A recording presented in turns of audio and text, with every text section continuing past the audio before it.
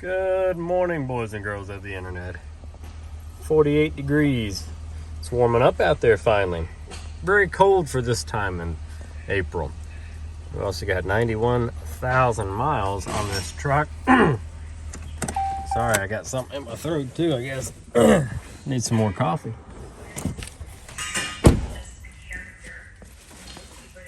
Oh, and the bed was full of water. Great.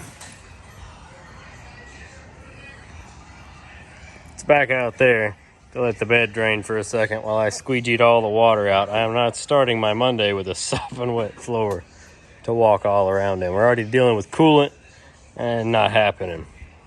So let's try to get this truck again, and I'll explain what's going on.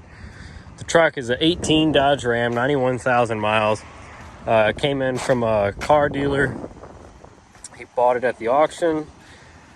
Says it's got a coolant light on, or a check engine light on for a coolant temp sensor. He wanted one replaced. I said that, hey, this truck, being the 3.6 Pentastar, the coolant temperature sensor is made into essentially the oil filter housing in the middle of the engine. It's between the heads and the valley.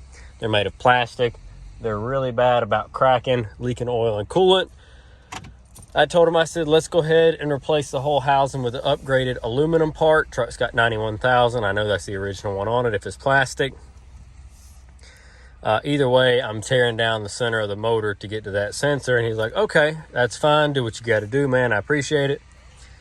Brings me the truck, and I start looking, and we don't see a coolant leak. And I notice the temperature hand works like it's supposed to, and the truck runs very well. That coolant temperature sensor, this wouldn't work, or the electric fans wouldn't work, or it would run sporadic because it wouldn't know what the engine coolant temperature actually was to meter the fuel and the air mixture. The truck was not doing anything out of the ordinary besides giving us a little stupid light right there. After we scanned it to check the little stupid light, it gave me new information. It was giving me circuit codes and things of that nature. And I'm like, why would it give me circuit codes for something unrelated? Because it was talking about coolant bypass valves and all kinds of other nonsense. So then we came in here to look. Probably got to look with a flashlight.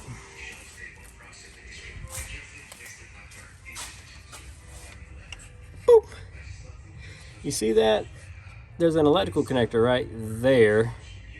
It's just hanging. And then that is brass. That is like a three-way brass tee that you could buy at a Home Depot, Lowe's, Menards, that kind of place. Look at that. That's a hardware store piece of plumbing that's in here. And they even put the hose clamps and stuff back on it. I bet the valve was leaking, and rather than replacing it, this is what they did. Now keep in mind, this is not an old truck. I mean, 18, this is still pretty new if you're asking me. And with 90,000 miles and the truck overall just looking really sharp. I mean, there's no dents or dings. There's a little scrape on the bumper. But the paint's nice. The interior is stupid clean. Why would somebody do that kind of, nonsense to try to buy this thing some time? And you see it's got a new serpentine belt tensioner on it too right there. Doesn't look like they changed the belt though. It looks like they just put a tensioner on it. So somebody was just in here Mickey Mousing with stuff. And I'll show you the new part. Right, so here's our new one in the box. Part number 74916. It's made by Murray. It's a heater valve.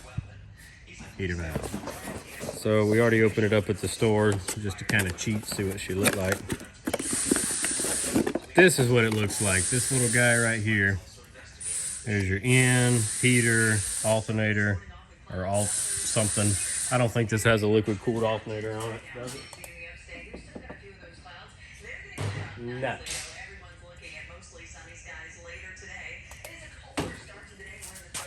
So I don't know what alt means on that, but it's not that.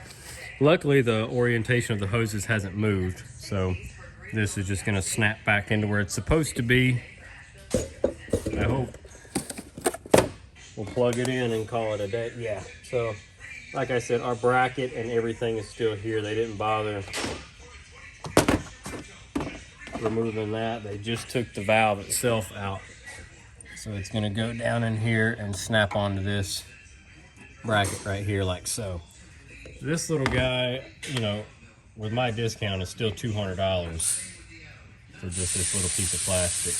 And I get that's kind of expensive. Amazon had some really cheap alternatives along with eBay. And if you wanted to go that route, you could try it. I mean, made in China. It's all from China anyway. So I know there's people like, oh, Amazon garbage. Most of the garbage we buy at the parts stores is from the same warehouse in China. Everything's garbage nowadays. But we're going to put this one on and see if that fixes what we've got going on. Even if it doesn't, this is missing and it needs to not be missing. It's part of the truck. So let's, I'm going to see, hopefully there's enough slack on these hoses to lift them up pretty high so that we don't have to drain every bit of the coolant out. If we're quick enough, we can just swap it around, throw a catch pan under it. So we were able to do exactly what I was hoping we could do with this thing. Check her out. Right there.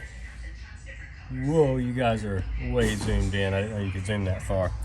Anyway, there it is. Here's the brass tee that they had stuffed in place of that because they didn't want to buy a $200 part. And I mean, you know, I don't blame them. If this truck was a 99 like my Burgundy truck and that was a problem and I knew it would operate without one, I might consider doing something like this. But to me, this is still a new truck, less than 10 years old, less than 100,000 miles. Spend the money. Just go ahead and fix it the right way. You bought the tensioner. Buy the valve. I don't think we lost too much coolant either. I tried to be quick. Nope, look at that. Just a trickle. So we can dump that back in it. Somebody's got green antifreeze in it. This doesn't run green, but it has green in it, which means we're going to leave the green alone. Battery's dead in the truck. I'm going to have to fire it up and let it run or throw a charger on it. Probably just chunk a charger on it once I pull it outside and move on to the next one. I just wanted to show you that they had tried to fix the truck with this brass tee. And you know, this is pretty nifty if you have one of these trucks with a 3.6 in it, or even some of the 5.7s and the 6.4 that uses one of the electronic coolant valves. You know, if it breaks on the side of the road, this would definitely get you home and then some. The truck was running and driving like normal with this in here. Of course, with the addition of a service engine light and about 3 codes for the service engine light, all because of this. Will it get you home? Yes, it will. After that, go fix it the right way. Order the $40 one on Amazon. Give it a go. See if it works. It might just surprise you.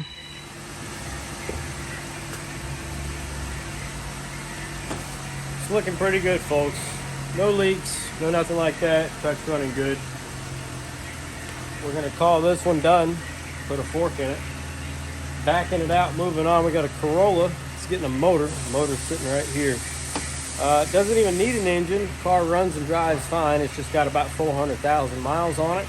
Guy's wife wants a new car, and he does not want to spend the money on a new car. So for whatever reason, we're going to just put him a new motor in his 13 Corolla instead of buying a new Corolla, because it's cheaper that way. And he figures if he got 400,000 out of the first one, he'll get it out of the second one, or so he hopes. I told him I'd just keep driving it with the motor that was in there as long as it went. They're an older couple. They're not going far in it. Not my decision, and he's paying me. So this is done. Pull it out, throw a battery charger on it, let it charge in the parking lot until the dealer's ready to come pick her up. And that's going to be that. So thank you all for watching. Drop a comment down below. Let me know what you think. Also, I had a friend of mine. If anybody has ever watched the Home Pros channel, he just did a few videos on a Goldwing and I think a tractor and some other things in the last few months. They're really popular on YouTube. He was doing really well with them. his channel recently got hacked, and they took down everything. He lost all control of his YouTube account, his Google stuff, every bit of it wiped out. He's went through a bunch of processes so far trying to get that remedied, to no avail. I don't think I know what to do either in that situation. But what I can say is when he makes his new channel, I'm going to start putting a link to it in the description box below. I would hate for that to happen to me. And he wasn't necessarily new to YouTube. He had been here for a few years from what I had seen. And we had both, stayed up to date with on each other's content. But if you even look now, his channel's not even available anymore. The whole thing is gone. And I'm pretty sure he was 100,000 or so subscribers. His videos were right there in the direct stream where you wanted them to be, like on YouTube main page. He had some really good stuff. So once again, guys, I'll throw a link to his channel in the bottom when he makes a new channel, or if he decides to, just to try to help him out. So Daryl over at the Home Pros, man, I hate that for you, but it's about all I can do. Drop that comment down below. Let me know what you think, folks. We will catch you in the next one. Thank you all for watching.